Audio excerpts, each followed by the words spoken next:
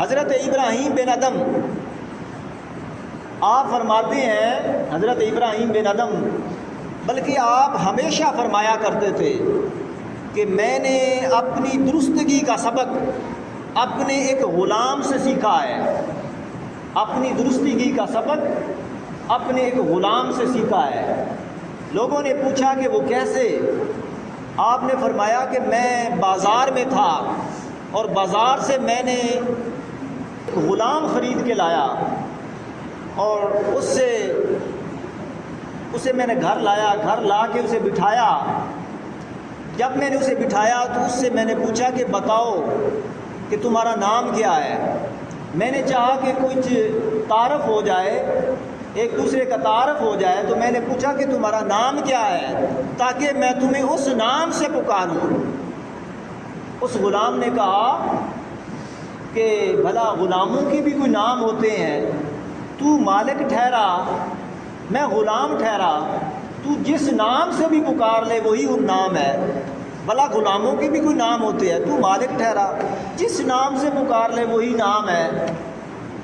پھر میں نے اس سے پوچھا کہ بتاؤ تم کھاتے کیا ہو تاکہ وہ تمہارے لیے وہ کھانے کے لیے کچھ لے آؤں۔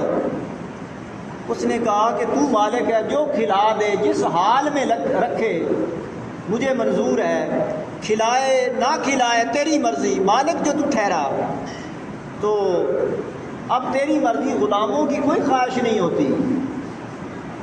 تو پھر میں نے پوچھا کہ اچھا بتاؤ، اس کے بعد یہ بتاؤ کہ تمہاری کوئی خواہش ہو، کوئی چاہت ہو تاکہ وہ تمہاری چاہت پوری کر دوں۔